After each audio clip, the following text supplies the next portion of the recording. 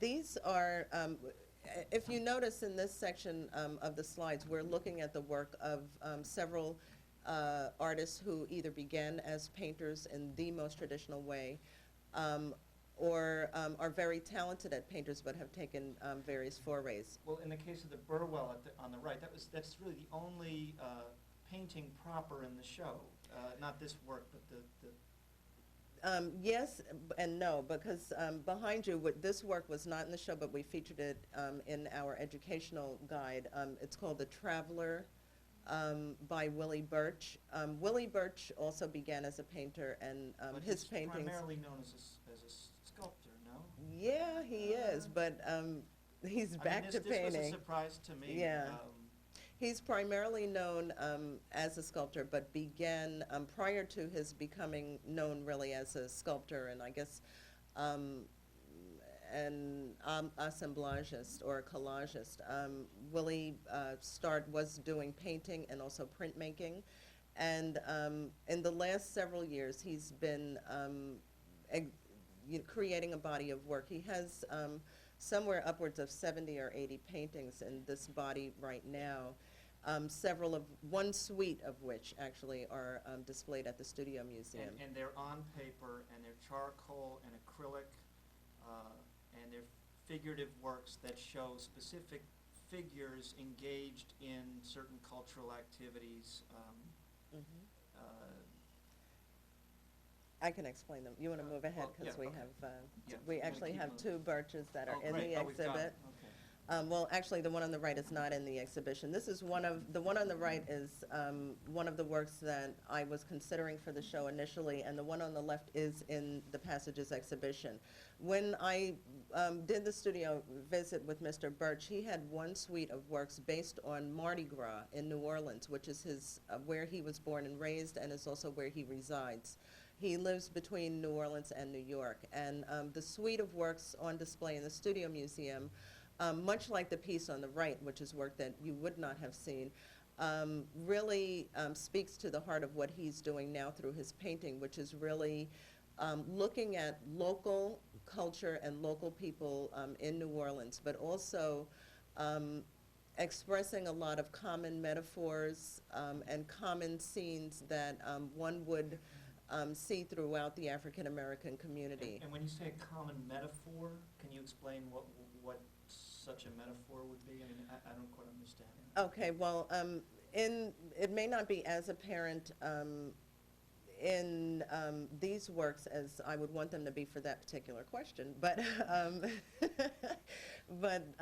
the picture on the right has a layered story behind it, but those are two a friend of his and her mother, who actually, they have a very good relationship, but it doesn't tend to be very demonstrative, and he thought that it was very interesting how, even though the piece presents itself, they both seem to be very happy and are regarded in a very loving way. It also, I think, for people who are bringing a certain amount or a particular perspective in terms of a mother-daughter relationship or a relationship between girlfriends, they're bringing some kind of emotional expression to looking at this piece, where your perspective on how you might relate to your mom becomes present in that work of art. So this may be a metaphor for a relationship that you might bring to mind when you're looking at this work of art. I can't define it any more specifically than that for the moment. But again, the sort of salient point is that the viewer's experience is key is to central to closing the completion exactly of the artist's intent. Exactly. And also embedded in his pieces are a lot of interesting interesting objects and items that relate to Southern life. For example, the bottles that are on the back of the fence there. I think the works very much come out of literal observation. They absolutely do. Some of his on their work. First level, and that's one of the really nice things about Right. it, is its very strict literalness. Right. Some of his work starts in photographic form. In fact, most of the paintings do, but then once he gets the initial drawing and then painting down, he builds from there. And this piece, just to mention it specifically, is Waiting for the Procession, and it shows a gentleman on the sidewalk in New Orleans waiting for actually a funeral procession that took place around Mardi Gras time for one of the main leaders of the Indian gang. And when we say gang, in the Mardi Gras context, it does not mean a gang that how we would understand it in New York perhaps. A gang is a group of cohorts that work together. They build the Mardi Gras costumes over the course of a year and coordinate their display during the Mardi Gras festivity, and what that means, not only from the celebratory sense, but also from the religious and from the kind of religious and a large ritual sense of it. Family and continuity. Absolutely. So then that's another, I guess, play also on how we might perceive things. These are close-ups of some of the works by Chakaya Booker, just so that you could see them individually, of course. And again, here's this, she's incorporating photography. You'll see, it's a little hard to see on the right, the top two circles are part of those milking rubber tubings that are used. But you'll very much notice that she still retains the use of the rubber tire. And also part of the monochromatic appearance of the work, she uses a very monochromatic palette. Some of her works, but very few of them, incorporate color. And she's experimenting more and more with that, but she really relies on the materials to evoke their own sense of color in terms of how they're layered and how they respond to light. And they really create the color in her works. This is Cakewalk by Allison Sarr, which is a large marionette.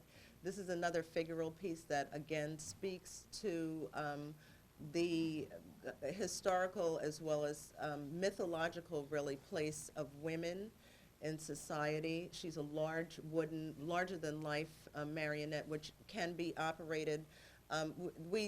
Our educators and docents at the museum operate the works on tours because the wear and tear, you know, for the general public.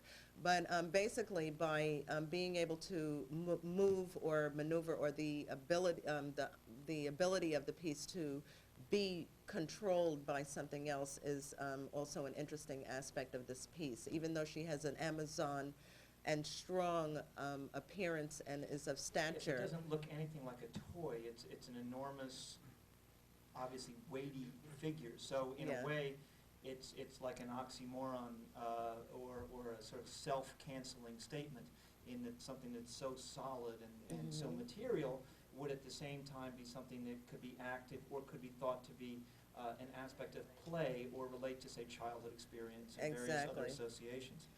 But also holds a lot of negative, I would say, as far as manipulation. Exactly, powerlessness, the fact that someone else is controlling it.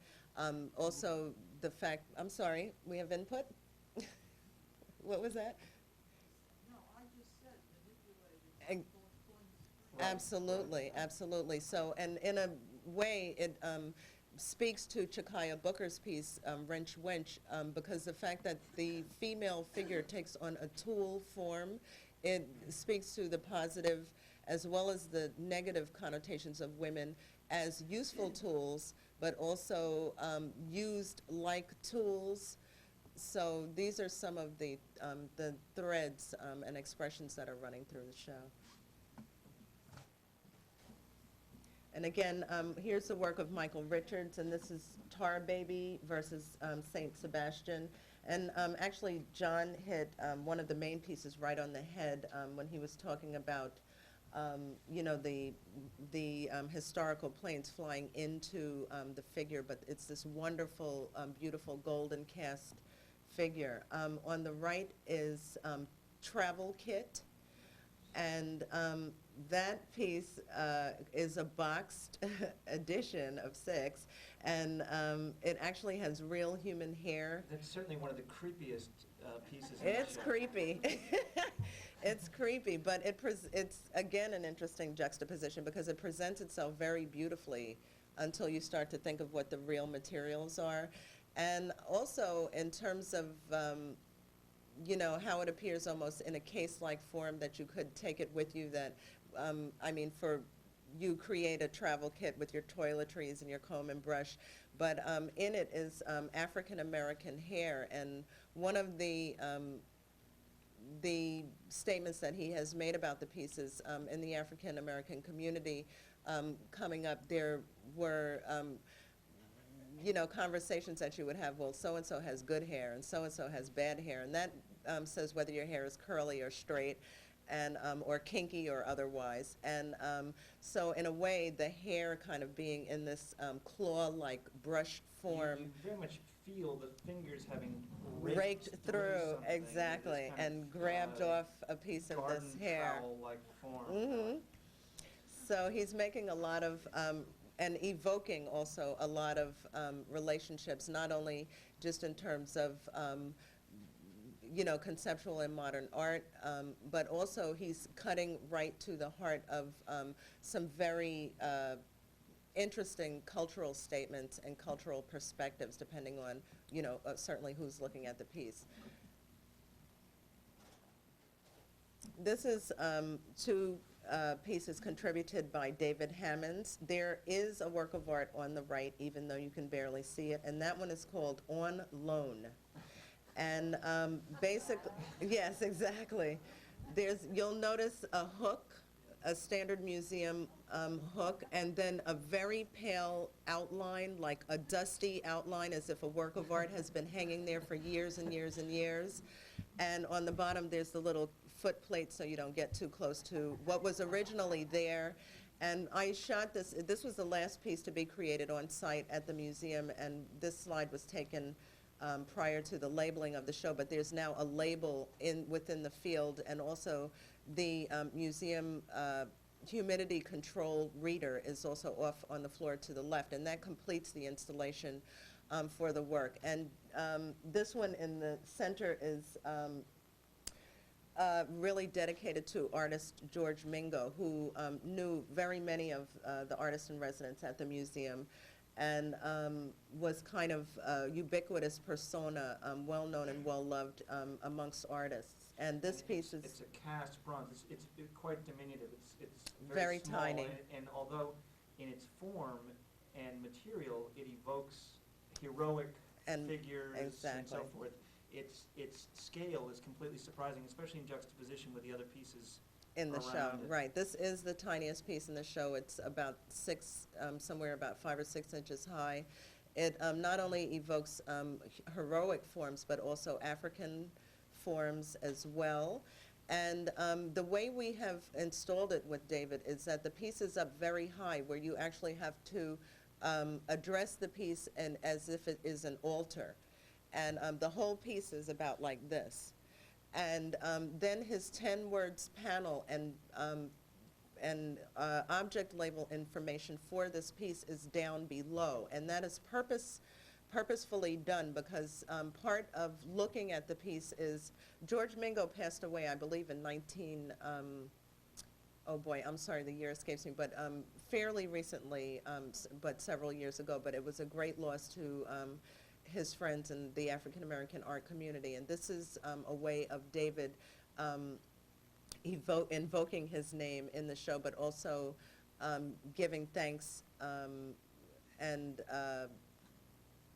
praise really to him as a person, as a friend, and by contributing this work of art. This is a conceptual statement and conceptual act on David's part, which is very much a part of his work. It should be noted that there really is no particular signature style associated with Hammonds. He's somebody who has worked in various media, including, say, snow and ice and so forth. True. Things that are immaterial.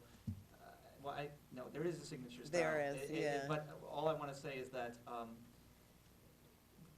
his kind of moving around form is probably a better way to say it. Right, and that in effect is part of his signature. But also, one of the things that I encourage you to become aware of, or stay aware of, as it were, is how all of these artists and their works are related. And David Hammonds really is a key figure in the history of African American art and has touched the life of and or inspired or influenced very many of the artists in the show. Some of them are his contemporaries, so the... How old is he? Ooh. Well, Actually, I can tell you. Just to give an idea of, generation. I can tell you that. I have the answer. David Hammonds was born in 1943 in Springfield, Illinois. And, but several of the younger artists in the exhibition, such as Colin Chase, Gregory Coates, Michael Richards, whose Tar Baby piece we just saw previously, a good number of the artists in the exhibition either consciously or unconsciously were influenced by the works of David Hammonds. He opened a lot of doors, and the fact that his artwork moves around and the fact that he is very much known for interventions in various ways is key to the development of his work. And these two pieces that he contributed to this exhibition are really signature interventions. He was out of town, in town. We couldn't reach each other. We missed each other until days before the exhibition opened. And the show was mounted almost completely, and David was the last one to intervene, as it were, with these great works of art, and we're very happy to have him included. And he's done site-specific interventions. He's done major exhibitions that had interventions built in, and I think a lot of what John is pointing... He's actively confronted viewers, as he did at this Right. Toledo Festival Exactly. in Charleston, South Carolina. And what John relayed about really confronting some of the traditional ways that art is displayed and the history of art and the various art movements, I think David's work confronts that to a great extent and also explodes a lot of, well, not a lot, but some of the aspects of how we look at art, in terms of the tradition. And as one of the most famous artists in this show, one thing that he constantly does is sort of undermine the expectation of what he's going to present. Exactly. And so there's always sort of a Dadaist surprise There element. is. And again, that, of course, relates to the larger history of We have art. to move towards Let's- summation, so. okay. These are two works by Colin Chase. The one on the right is not in the exhibition. This one was on display at June Kelly Gallery. I included, for some context in terms of Colin's overall work, Colin's work is very diverse. He, not only is he a very talented artist in terms of being able to hand make things, but he also interestingly composes works of art using materials both new and found, as well as in juxtaposing industrial materials with works that are softer or handmade. The one in the center is on display in a meditative space in the atrium windows at the museum, and it is meant to be a meditation. I'm going to give you the name of it. There's a French horn that runs seemingly contiguously through these bucket forms, and also in this wash basin, there's a bed of salt on the inside. Exactly. And this piece, to try to summarize it quickly, is called Come Sunday. And it's related to, but separate from, the pieces that you will see upstairs in the museum, also called Come Sunday, but those are word drawings. This installation here, again, is using very familiar industrial materials, connected to instrument forms, and the mouthpiece of the horn is at the top, and you really can't reach it, obviously. And the Come Sunday piece is really a metaphor in some senses to a church ritual or a church service where you have the velvet-covered seats, but it also places the viewer in the context of conduit, and whereby higher power or God might actually be playing that trombone, and you, in effect, become part of that process and part of the movement of the energy and spirit, as it were, And the spirit and the musical are transcendental components, whereas the very utilitarian function of the primary forms are played off against each other. Beautiful. Okay, we can move ahead. I'm going to keep it brief. And you guys, there's lots more to see at the exhibition. These works, on your right, you'll see the full installation by ceramist Sana Musasama. This is a forest, and Sana has been spending the last several years creating these tree forms. And they are interesting because they recall a lot of different things, anything from ocean-like forms and creatures or ocean plant life to literally forest plant life, but also several of the forms you will see are like human hands that are related also to the leaves in the forest. And she creates every single bit of the work, including what she called the ceramic gravel that's on the floor. And so each thing, and just in terms of the shading and the color, the leaves that have fallen off of the trees and onto the floor of the forest, all of these are created and composed by her. And she loves to work site specifically where she can take over and transform a space to make a particular statement. This installation is by Neri Ward. This piece was actually featured, the one on the right, Iron Heavens was featured in one of the Whitney biennials. This is composed of oven pans that you'll see on the top.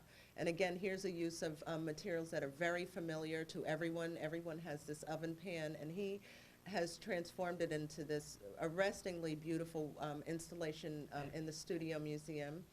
Using on the bottom, you'll see, and this is really a detail of one of those elements, burned baseball bats, cotton balls, and there's a lot of very rich references here, not only utilizing the bat as a tool for violence, but also as a tool for recreation and all of the permutations and things that evoke, that are evoked by that. But it's a deeply disturbing piece. It seems the aftermath of something. It does. Because of the burnt, it seems to have come after some horrible event. Absolutely. And like the Booker, he uses almost a monochromatic palette very effectively, so that you have these different materials, the oven pans, the burnt bats, and because they're within the same hue, there's this formality to the piece. Right, and there, it does have that aspect, and also the cotton balls, not only do the burned bats evoke the feeling of some level of violence or disturbance and the aftermath thereof,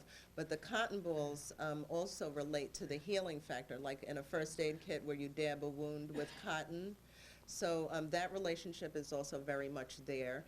But if you back away from the piece when you're viewing it, it's really a landscape as well, where the oven pans create, and the light in this piece is too stark. You really have to see it in the gallery. It's a very color-specific experience. It is. Like some of the other pieces in the It is, and but the lighting evoke, and the oven pans, the way they're installed, evoke the nighttime sky, where the speckling of the oven pans really creates the stars and the heavens, thus the title Iron Heavens. So there's a lot going on in the piece, and Neri really doesn't, we've discussed about it that much. There's more certainly to be uncovered, but he really wants to allow the viewer to create other layers and other interpretations on the piece as well. I just want to say. Sure. Totally, I did not think of it at all as disturbing. In fact, as I experienced the piece, I thought I was very warmed by it. Mhm. Seeing the very, very familiar images of the, of the oven plates. The bats and the color of those things, especially with the cotton attached, I don't know, it made me think of very, that there had been some kind of ritualistic meeting that there perhaps. Well, yeah, thank you for saying that, because actually I'm going to let my personal aesthetic weigh in a little bit here, because I actually was not disturbed by the piece, and but I have had some gallery walkthroughs, and there's been kind of a mixed response, I guess I should say, and that's okay. And Neri's piece is created that way to open the door for everybody really to interpret and to riff on these very familiar objects and and the accumulation of them. And I read it on a lot of, like, some of the bats, when you look at them, are parts of bats, what remains of the burned bat, and I did relate it to a landscape and that it's peopled by some of these things, and they also refer to African-esque kinds of forms to me. And again, it made me think of landscapes. It did make me think of violence to some extent, or that something had occurred there, as in John's reference to the aftermath of something because of the charred bat forms. So I did want to say that there's a broad range of response, and I think that that's the piece's purpose. And this is one of the older pieces in the show, and it is still rich and full of life as the first day that it was displayed. Another question? Maybe because it was slide, but I got the feeling that it was after that sort of picture all the rifles when you from the That's So the great. bats as a That's kind of terrific. ornament, Yeah, yeah, right. That's yeah. terrific. And again, Neri is open to, and the piece is open to all of those levels of response and interpretation. We're at the end, so is Okay. that okay? Yep. We ask them to questions, Do maybe you rather do you than- have any questions? And we can Would people like to just. ask questions? Because we're kind of at the end of the session. And we're really nearly at the end of the slides. Sure, we can flip through them while we answer questions. This These are is Leonardo Drew. on the right. This is also Leonardo Drew, and the previous one in this screen was Leonardo Drew, and I provided those two pieces, which are not in the show, for context in terms of his work. He created that specifically for the Passages exhibition, and it's the last of those pieces of that series. It's one of the few pieces that he's ever done that uses any type of literal letter or number form. And Drew is among the younger generation that Mary Boone has been Exactly. showing. Actually, right, and this piece is compliments of Mary Boone, speaking of. Okay, we can move ahead. Rizzani Nemasitoni, behind us, we have the Fantasy Passport, and on the right, we have the Passbook series. His work focuses on his growing up as a black in South Africa, and he utilizes images from his father and family members' passbooks and makes these beautiful vegetable dye prints. And then in the center is a fantasy passport. And of course, if you have a fantasy passport, you can go anywhere. And it's filled with candy wrappers. He recalls a story that a young colleague of his told him about the fact that she could never get candy in South Africa. And once a month, there was a local organization that used to give out candy bars. And that is what some of the inspiration behind this book is. And we have a series of artist fantasy passport books on display at the museum. And that's one of the other fantasy books. Next. Okay. That's it. Lights, please. Thank you very much, and thanks for your patience.